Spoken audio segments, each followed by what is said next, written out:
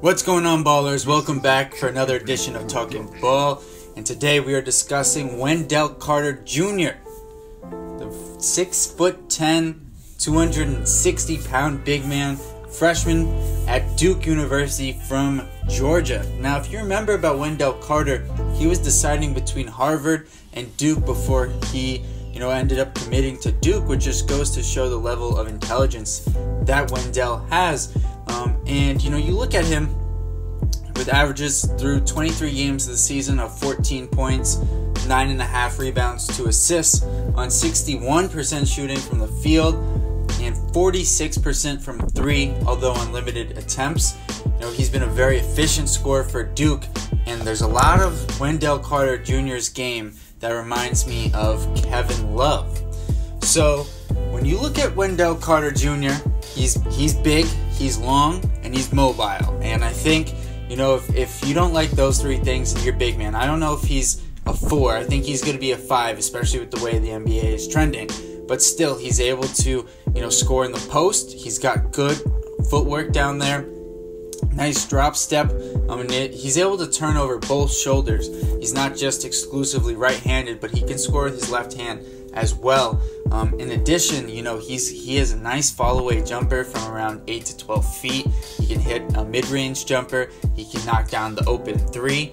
And the free throw percentage has been climbing throughout the year, up close to 70% already. And his PER is at 30, just like Marvin Bagley. And, as the announcers love to say, if Marvin Bagley wasn't there, we'd be talking a lot more about Wendell Carter Jr., and that 14.5 points might be closer to 18.5 points. He'd certainly be getting over 10 rebounds a game. And it just goes to show you, number one, how good Marvin Bagley is, because he truly is a top 3 special elite talent. But also, how well Wendell Carter has adapted to playing with another elite talent. Because remember, he committed, there was no Marvin Bagley, and so it shows you a level of maturity that Wendell Carter has. Now, I mentioned, what types of ways he gets his shots off on offense, but, I think it's also important to note he has a level of toughness that you really appreciate in your big man.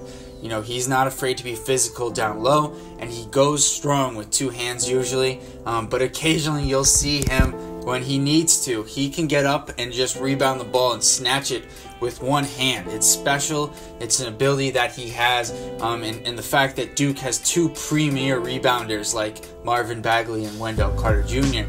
Is amazing. But also, it should be noted that when they go to the next level, especially with Wendell, he's not going to have another guy next to him who's as dominant as Marvin Bagley is, especially on the offensive glass. And I think that's going to create more opportunities for Wendell Carter Jr. as a rebounder. And the fact that he's adjusted as a scorer with limited shots per game. Remember, he's getting 14.5 points, as I said, but that's only on a little less than 9 shot attempts a game. So extremely efficient performance from Wendell Carter.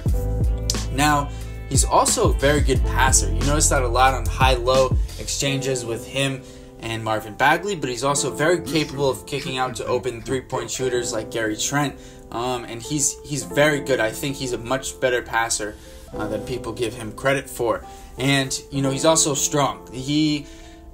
Marvin Bagley, you can question, and I know this has turned into a little bit of a comparison between the two, but you have to do that in certain aspects here, especially since they're teammates. And so, Marvin Bagley, one of his questions is his strength. That is not a question with Wendell Carter Jr. He's developed, he's strong, and he finishes through contact. And he's long as well. And so he's able to, in a tight window, he's able to get up and finish. Now, he's not the best athlete, and we'll get into that in a second here. But he's definitely above average, and he's mobile as well. He's got good footwork. Now, on the flip side, on defense, he's turned out to be a very good shot blocker for the Blue Devils, and he's probably been, one of their 2 best defenders in my estimation, consistently on the season, being in the right places, rotating well. And recently, he's done a much better job in terms of when he's been switched out onto guards. Now, having said this, there are a few concerns with Wendell's game, although he has certainly moved up into the top 10 in mock drafts, which is where I thought he should have been all along.